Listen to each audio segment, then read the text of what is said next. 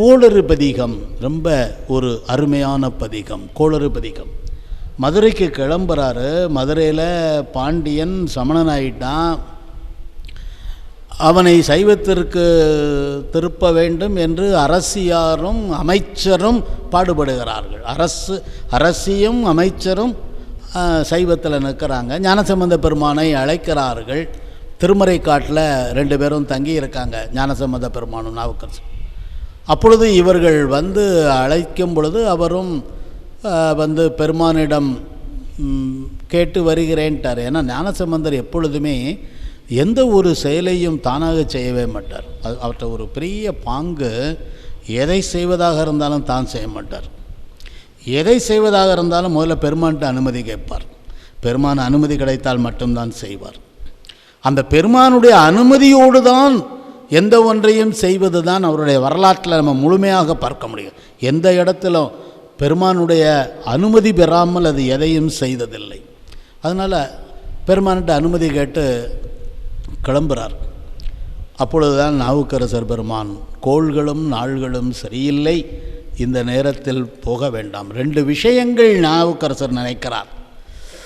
ஒன்று, கோள் நாள் சரியில்லை. கோள்கள் என்பது அந்த நவகிரகங்களுடையது. நாள் என்பது நட்சத்திரத்தினுடைய, என்ன நட்சத்திரம் நடைபெறுகிறது, ஏன்னா நட்சத்திரம்தான் நாள் என்று சொல்லப்படுகிறது. கோளும் நாளும் சரியில்லை என்று சொல்லும் பொழுது பெருமான் இப்பொழுது தான் திருஞான சம்பந்த பெருமான் ஒரு அற்புதமான பதிகம் தருகிறார். என்னவென்றால், சிவ சிந்தனையோடு எந்த இதையும் செய்யும் பொழுது கோள்களும் நாள்களும் நமக்கு தீங்கு தராது என்று கோளறு பதிகம் தருகிறார். இந்த கோளறு பதிகத்தில் 3 விதமாக அந்த பாடல்களை அமைக்கிறார்.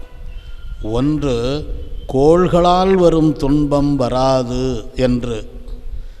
அடுத்தது, நட்சத்திரங்களால் வரும் துன்பம் வராது. முதல் பாடலில் கோள்களால் வரும் துன்பம் தராதுன்னு பாடுறார். 2வது பாடலில் நாள்னா நட்சத்திரம். நாம் இன்றைக்கி சொல்கிறோம் இந்தந்த நட்சத்திரங்கள் ஆகாத நட்சத்திரங்கள் என்று சோதிடம் சொல்லுகிறது. இப்போ இந்த நட்சத்திரங்கள் அது கெடுதல் செய்யாது அடியவர்களுக்கு என்று சொல்கிறார்.